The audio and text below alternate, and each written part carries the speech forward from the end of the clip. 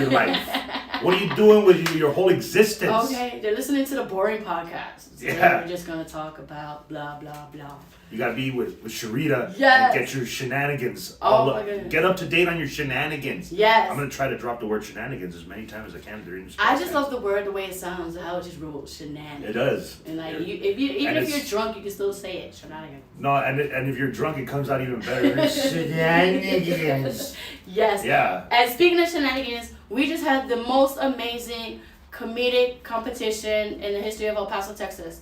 Hosted by the Pasteleros del Adobo. So thank you to Jason and Isela Reyes for letting us come out there and put on this massive show. We had 18 comics come out from all over Texas, Killeen, even Las Cruces, Albuquerque, New Mexico, Jamar Hall came out here. They made the trip to come out here and work with Raymond Orta, who is constantly putting comedians on the map, constantly working with comedians and getting them their dues as long as you pay your dues. I'm at a loss for words right now. Like last night I hosted. I did my fire set. But last week I met this man. I did this San Antonio competition and bombed. Not badly.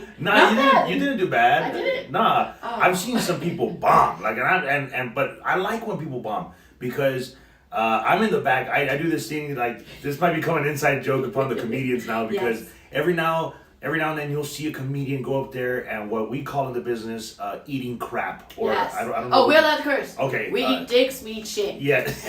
Yes. And they don't get paid for it. No. No. And it's so when I see that, I'm like, I'll be in the back of the room and nobody will be laughing, and I'll start looking at the other comics and be like, ooh, and I'll start sniffing the air like, you smell that? Oh, someone's eating shit. Yes. And, And you can feel it. If you're on stage and it's your turn, you feel it. You know. It's like all the air leaves the room. Yeah. All the funny leaves the room. Everybody's eyes get super large. And people you're may just start looking at their cell phones. Yeah, Like, because they don't want to see you die on stage. Yeah. They don't want to be a witness to your murder. They feel embarrassed for you. They're like, oh, man. And they're like, oh, my set's not like that. Yeah. So, dude, when I see that, I laugh. So you might not be getting any laugh from the audience, but you'll hear me laugh super hard in the back, like ha! Like just one laugh. You get one laugh from me, like ha! Because your joke didn't work. It's kind of like a buzzer, like like get off the stage, you hack. Yeah, it was so. But you by no means bombed at all. Okay. Like if you said you had a bad set, that was not a bad set. I've seen some people train wreck on stage, and it's just like the best. I love seeing them because every comedian has to go through that. Right. You know? Yes. Every comedian, doesn't matter if you're the best, it doesn't matter who you are, every comedian, when you're trying out new material and you're polishing it up, trying to actually work a joke, there's going to be drops in the set, there's going to be kind of like awkward silences, or people might not like the joke. That is true. And then that's like your toughest critic is always going to be yourself, because you're going to beat yourself up. You're like, no, I thought that was like a great joke. And you're like, well, did you write it out? Who'd you tell? And most comics, they don't practice their jokes before they go on stage. They just hopefully do the best. I had comics last night from the competition. They're like, I don't write jokes. I just think of a word and I go for it. I'm like, that's your strategy? Okay. Good luck.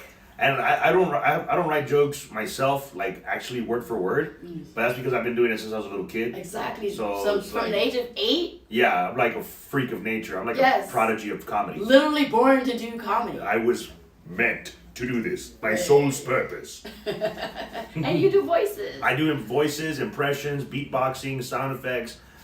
And of course I have this lion's mane and alpha presence on stage. It's just an You have to make aphrodisiac. yourself notable. You have to make yourself notable. You have to make yourself stand out so that way when they're like, who?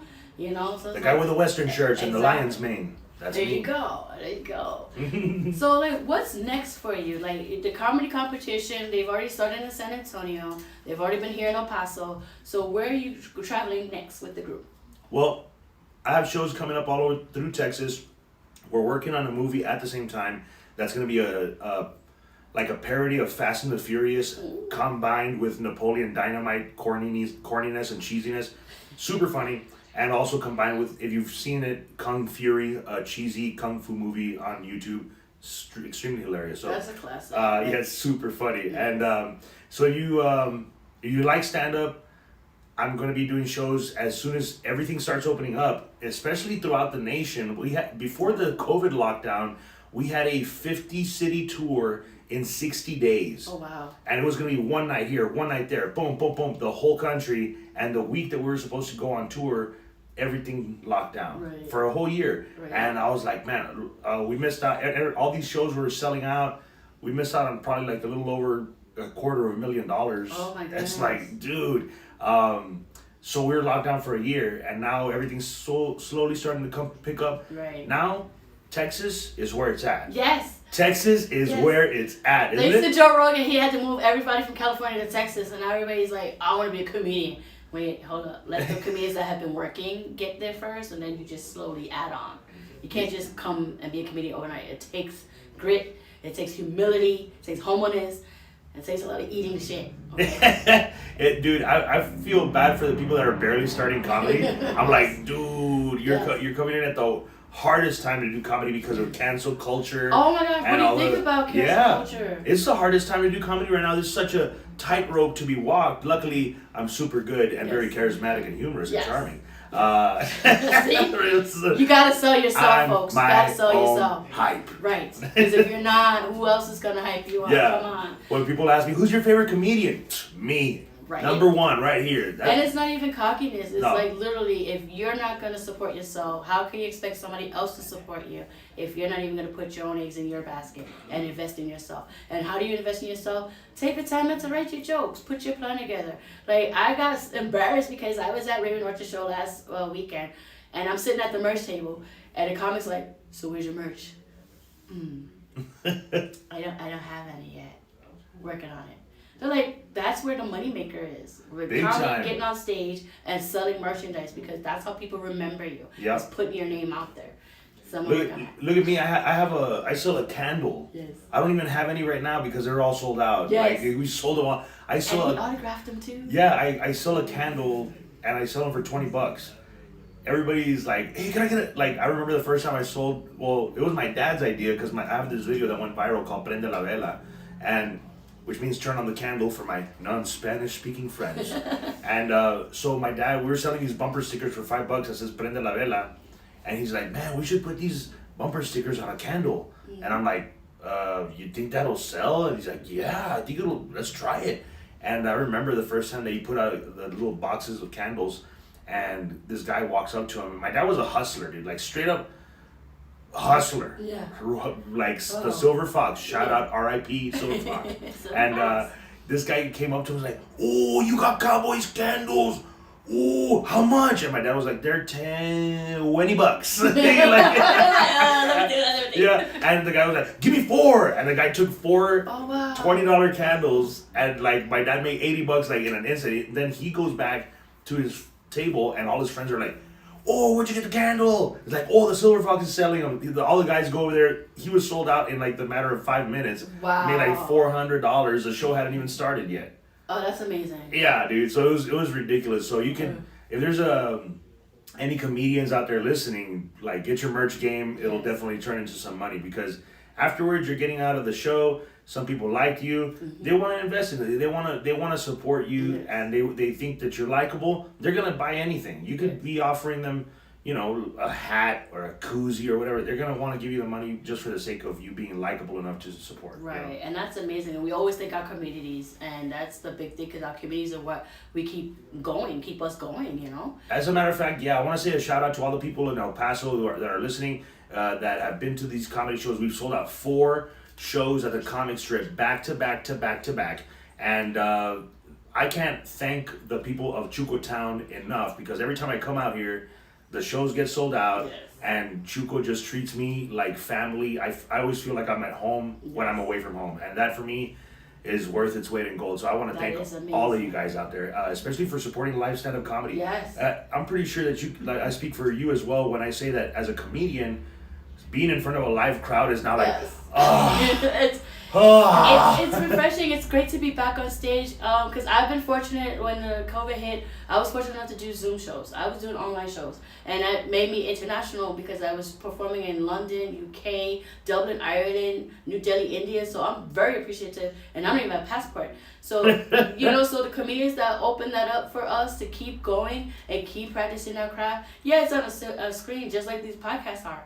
right? And there was a lot of comedians that were like, oh, I'm not doing Zoom comedy. That's not real stand up. So yeah, but it was practice. It was practice. And as soon as all the stages started opening up, all the comics that did not get to perform and hone their craft, oh my gosh, like you talking see about the rust, bombs. right? Yes, you see the fear in their eyes, and they're all just standing on stage, and they're hoping that their old jokes work, but they don't even remember their own old jokes. Like, how you remember your own jokes?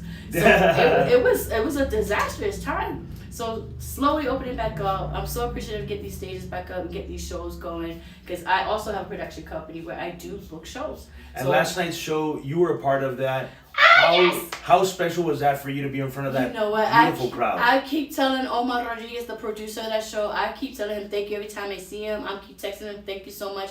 It's like I can't say thank you enough, because not only number one, I probably wasn't even known yet, and number two, just giving me the opportunity to go on stage and do the show and put it together, talking to the comedians, letting them know where their line is, how we're gonna run the show, what the what's that called? Like the structure of the show. The instructions of how we're gonna do it, and then welcoming the crowd as they came in, shaking hands with the owners of Pistoleros. They were like just so happy to have us there. Thrilled, dude. And yes. I mean, the event was such an awesome turnout that the comedians, there was not a single comedian that bombed yesterday. Yes. You had comedians that kind of had a few like shaky sets, right. but not a complete bomb. Like right. You had, what, 19 comedians? 19 comedians show up. They were getting their chuckles in. They were getting their laughs in. It was they were awesome. getting the support, and we had the front row. That's what you want. You want everybody in the front row. So if you're in the nosebleeds, come on, save your chips and move up to the front so we can see you and feel the laughter. The laughter up in front.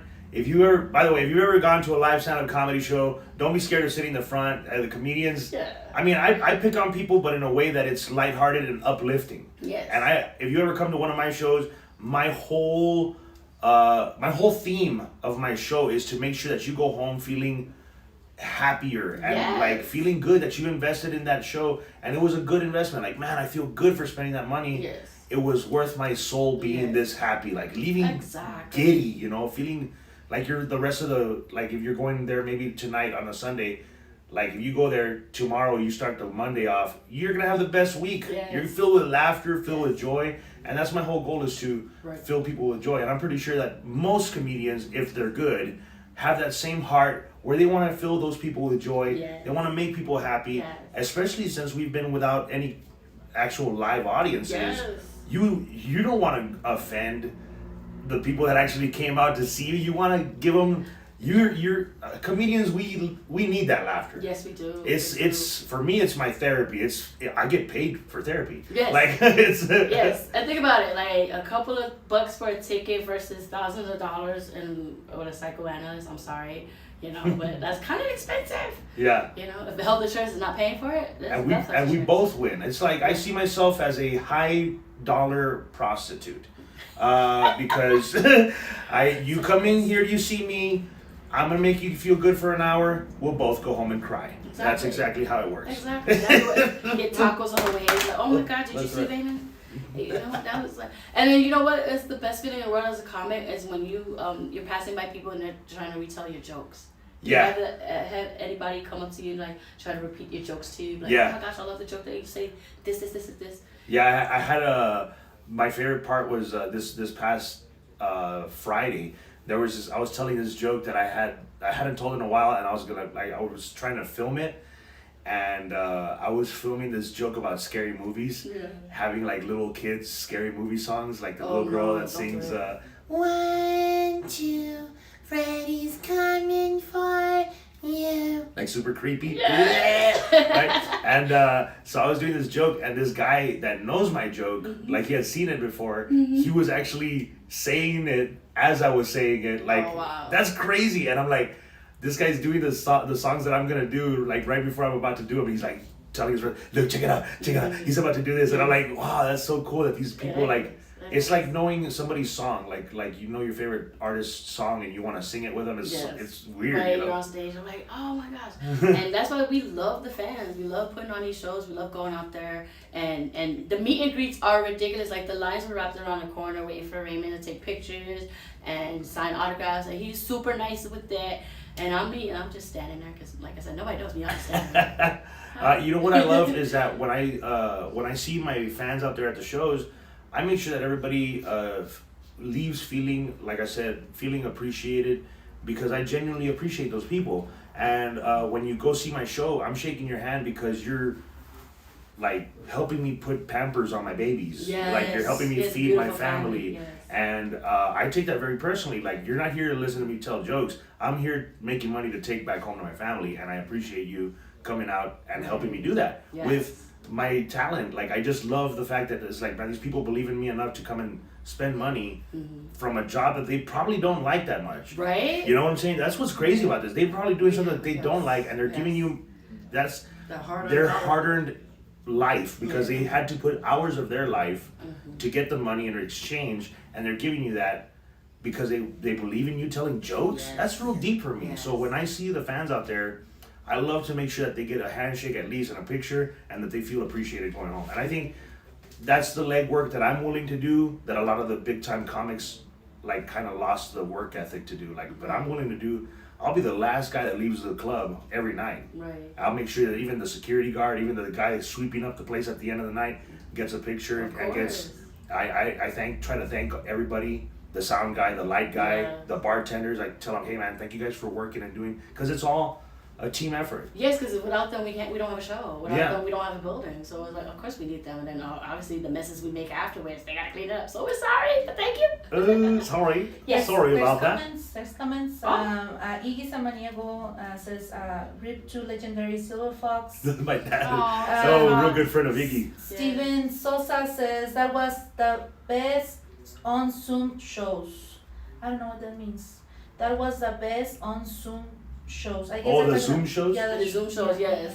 And Adam Dominguez says, Adam! Shout "Those out. are two of my favorite people right there." That's Thank awesome. you, Adam! And then Yes. Jason Isela Reyes says, "You guys did an amazing job. Oh, I that's wanted awesome. to Thank leave you. the room because I couldn't breathe of how much I was laughing." That is amazing. Thank you And he so wasn't even much. drinking last night. Right. Yeah, he Well, they told said us they too. had a bet they weren't allowed to drink. Yeah, they that's what they told me. They're like, they were having such a blast, and I was like thinking, well, they're probably like, they're the bar owners, Yes. you know, they're probably like laying back and kicking back and stuff. They're like, no, we're not even drinking, we're having a blast, man. I have never laughed this hard. That is amazing. So That's right thank there, you again, awesome. Jason and Isela Reyes, for letting us come in there and Pistaleros del Adobo all the way out in San Antonio, Texas, putting on that show. And we are blessed to be able to do business with them again, because I got a venue. Yeah, So Pistoleros of course we're Cantina. gonna we I are told- going to put more shows on out there. For sure. And I told the owners, man, that they have a venue that's super amazing to the quality of,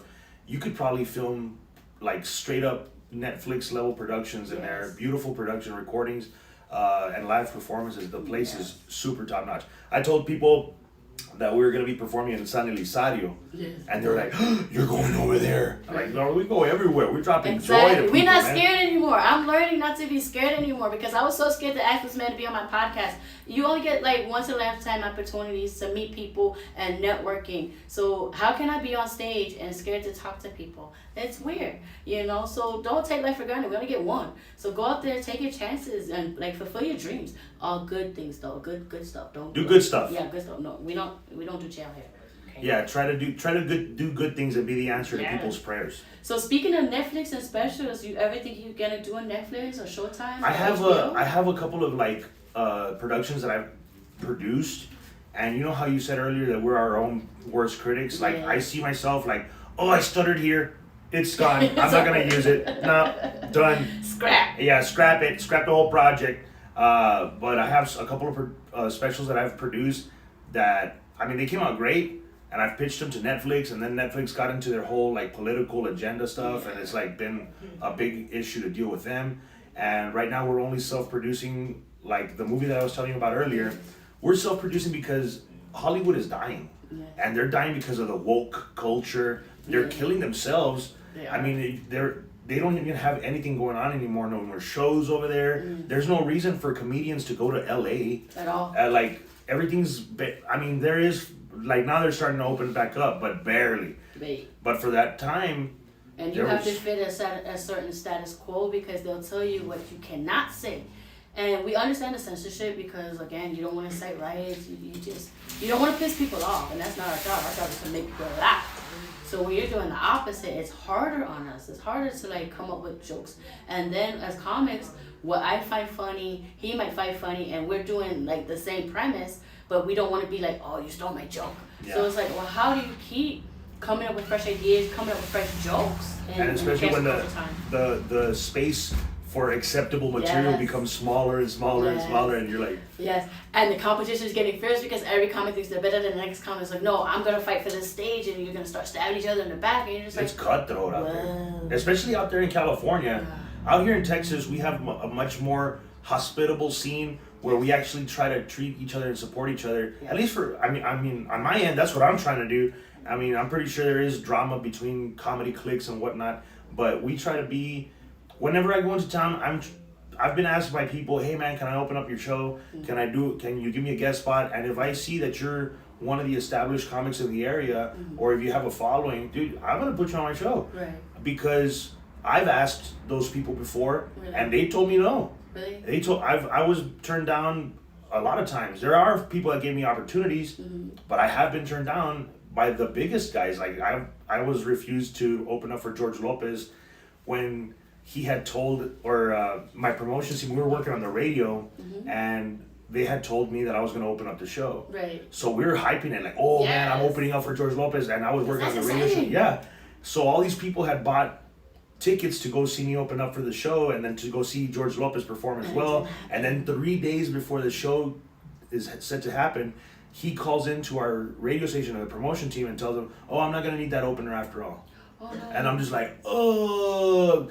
Heart sinks into the anus. Just, like, you ever gone over a hill and you see a state trooper on the other side? You're like, oh no!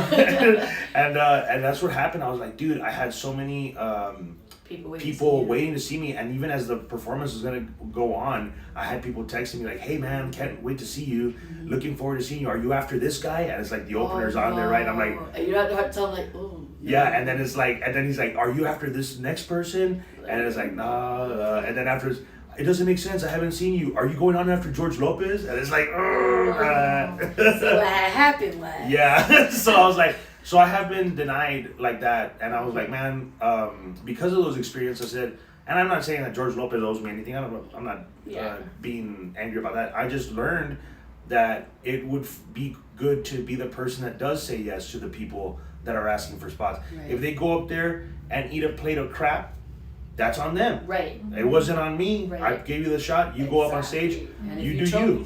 And that's what a lot of times don't understand, that you are an independent contractor. Once you get on that stage, if you get 5 minutes, 10 minutes, 15 minutes, that's you. That's all you. How you got to the stage, cool. But once you're on that stage and that's all you, you can't be mad at anybody else. Like, they got more laughs. I didn't get any laughs. Well, it's your job. Yeah. And I always tell, especially with the open micers, because they're still learning how to get that stage presence. Don't curse out the crowd. I get them. They always like, well, why aren't you guys laughing? It's your job to make them laugh. They just not gonna laugh just because you're standing there. And laughter is an involuntary reaction to a combination of words that are said that just hits your brain, and you can't help but laugh. Right. It's like when you go to the doctor and they hit your knee and it like pops up, you know? Ooh, it's like one of those reflexes where the guy on stage or the girl on stage combined the words just right to click that button, and it just pops something out of you. So I mean, that it is the formula to get laughter. But if you're going out there and attacking people and crapping on them and giving them negativity, it's not the way, man. Exactly. Now for you, Raymond, what's easier, clean comedy or the sucia comedy? Dude, for me, easy comedy is dirty comedy. But I've tried to start doing clean comedy because I've given my life to the Lord Jesus Christ. And it's clean comedy is this ultimate level Jedi of comedy. Like, if you want to challenge yourself, there is no more challenging comedy than to do clean comedy. Clean Christian comedy is like, ooh, it's even more loopholes that you can't offend anybody. Right. Would Jesus be mocking that guy? What would Jesus do? Yeah, what would Jesus be doing? I don't know if he'd be approving of this. So I think since I've been doing comedy since I was a little kid, I started doing clean comedy. I was actually writing clean comedy as a third grader. I was doing impressions of Sesame Street, making fun of my principals, doing impressions of the teachers and stuff like that. And I did a talent show where I wrote my own comedy and killed it. And I was like, yeah. And then I started writing comedy because I was hooked. And I won the talent show, and I was just, this is it. I want to do this for the rest of my life. And I didn't even know you could get paid for it. Right. Up until the point that I was 15, and I did a talent show at my high school in front of like 1,000 kids, and I won $100 for 5 minutes. And I was just like, wait a minute. And that's where I actually started using math for the first time in my life. If I made $100 in 5 minutes, and 5 minutes goes into an hour, 12 times, that means I can make $1,200 an hour, huh? That's how math works in the real world. And I was like, and that opened my mind. As a 15-year-old kid, I was like, I can make $1,200 an hour if I do this. Now I'm like, and at the time I was like, man, to make $1,200 an hour, that's insane. And it's like, now it's like, I won't even leave my house for that. It's like, it's like, what? They're like, $1,200? You want me to make an appearance or something? Like, just pop in and do a live video. Right. And now it's like, wow, I can really do some shows. There's been a show, like, I'm not trying to brag or nothing, I'm just trying to open up possibilities for any comedians that are listening. That it all started, I was doing shows in apartments with a karaoke machine for 10 people at $5. Wow. And I was like, 10 people at $5. Yes. That's $50. Right. Let's get it, right? Expanding. Yeah, and then those 10 people started saying, dude, this guy's doing comedy in our apartment. You got to come and check it out. Right. 15 people showed up the next one. 20 people. 20 people show up at $5. Right. That's $100. Right. And now you got to get a bigger venue because you can't fit all those people. Exactly. Somebody's going to call the cops for noise. Yeah. So that's what started happening is that these venues turned from somebody's apartment to like the dorm room at lobby at the local college. Yeah, at the local college. Okay. And I was charging $5 to get in. All of a sudden, there's 100 people there, and it's like, dude, I just made $500 to tell jokes. Yeah. What? And then all of a sudden, like, it started building and building and building, right. And it's like all of a sudden, I was like, well, if I'm charging $5, I wonder if they'll pay $10.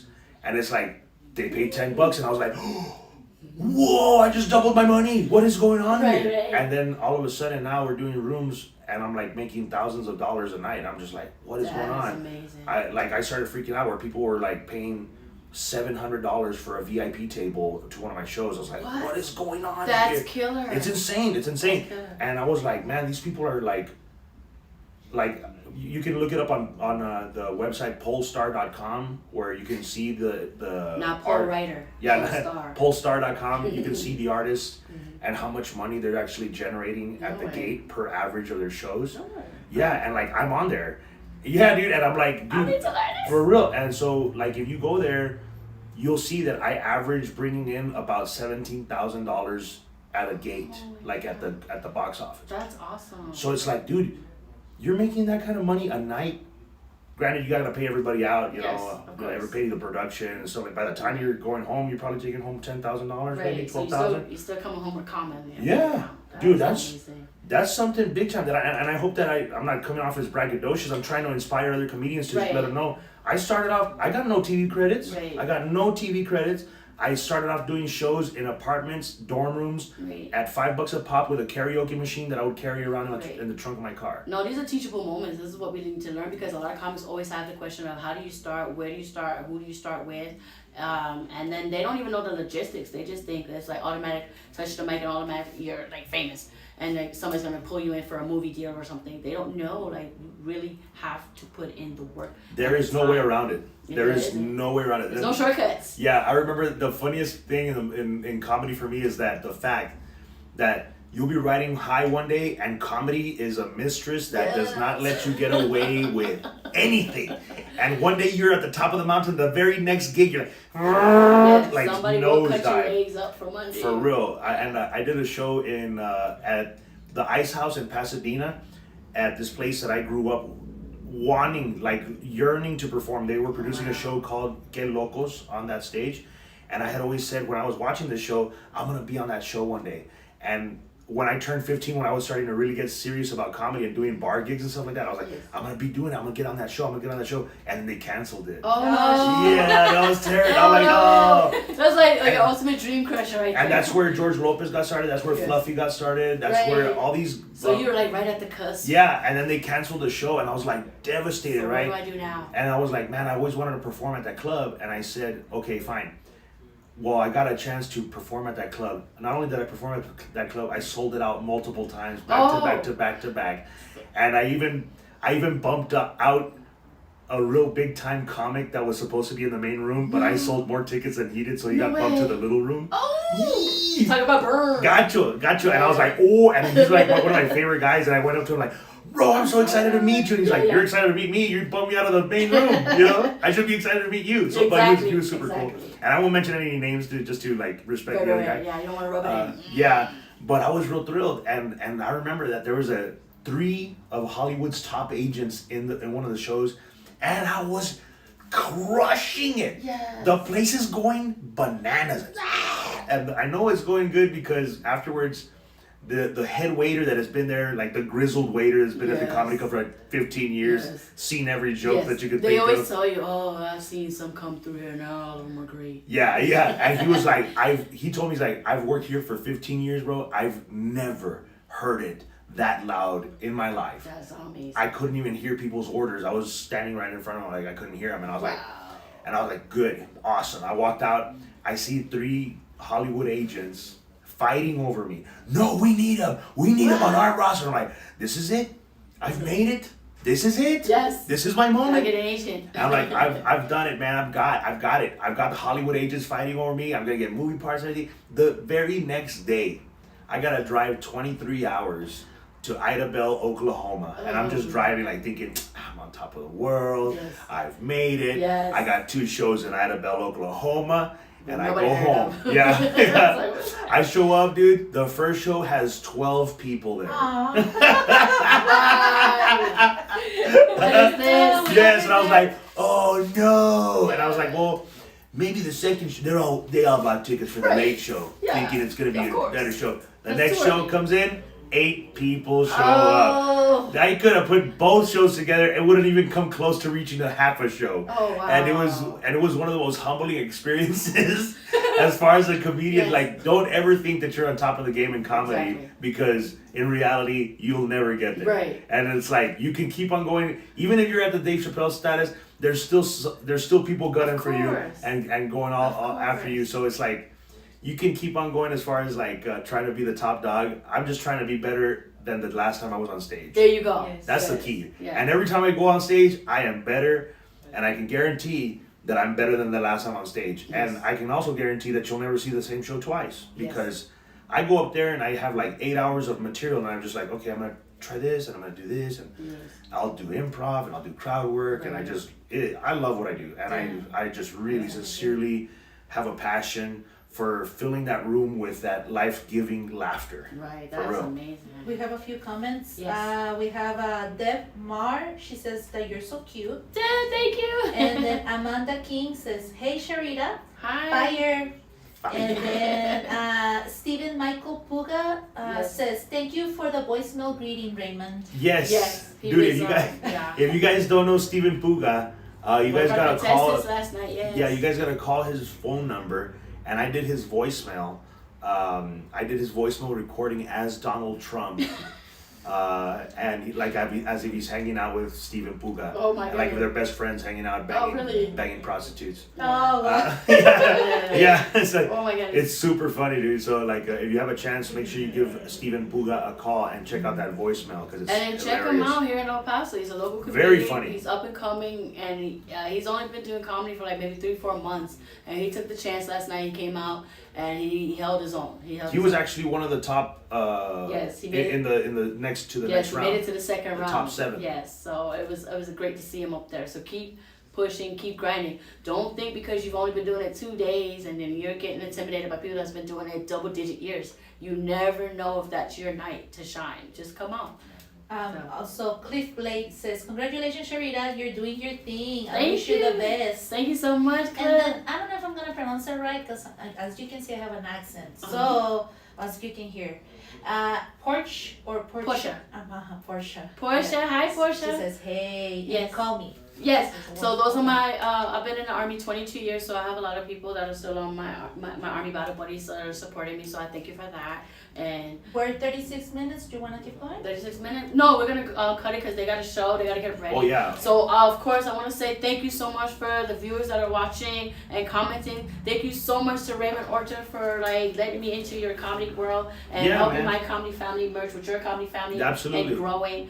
He has a show tonight, so El Paso, you're for a treat. The last show tonight, El Paso Comic Strip, Raymond Orton. What time does the show start? Show starts at 7:30. I believe all the tickets are sold out. Yes. And I want to thank all the people in El Paso for supporting live stand-up comedy. Yes. If you can't come and see my show, by all means, check out anything that Sharita's doing and some of these local talented guys that are super, super entertaining and very, very, very undervalued, man. The people here, I mean, you guys have some really undiscovered gems in the Yes. comedy community, and you guys can really, if, with your support, can really launch these guys into the next level of their comedy career. So Yes. anybody that's listening, anybody that's watching, please go out and support live stand-up comedy because it's the last bastion of freedom and freedom of speech, man. So it's like where you can actually express ideas Yes. and I mean, it's a lot of fun, man. Last night, the owners of the Pistoleros Cantina had the time of their lives. They had never hosted anything like that, Yes. and they had one of the best times of their lives. And if that's a bar owner that sees live music and all sorts of entertainment all the time, having the best time of their lives, you guys gotta go check it out, man. Yes. Check out a live stand-up comedy show here locally in El Paso or in your area, and especially if Sharita's on there, I can guarantee you it's gonna be a real good Oh, show, yes. man. She's got some awesome, talented comedians. Yes. And especially in the El Paso area, you guys got some raw, undiscovered, and genuine talent, man. So Yes. thank you so much for having me on Thank Late you. Night Shenanigans, right? The Shenanigans? nighttime shenanigans. Nighttime During the Shenanigans. day, because the sun's out. You know, when you started, it was dark. I don't know. It's the daylight savings time, It's guys. daylight savings time, you know. But God bless you guys. God Yes. loves you guys. And I hope that you guys will come and check out a show. God bless you with an abundance of health and wealth. Yes, thank you Thank so you, guys. much. You guys have a great start of your week. It's Sunday. Go out, do great things, and we'll see you soon. Love you. I'm gonna stop. That's this one. awesome. No, thank you. No, I'm Yeah. gonna stop this one because, I don't want you to be like.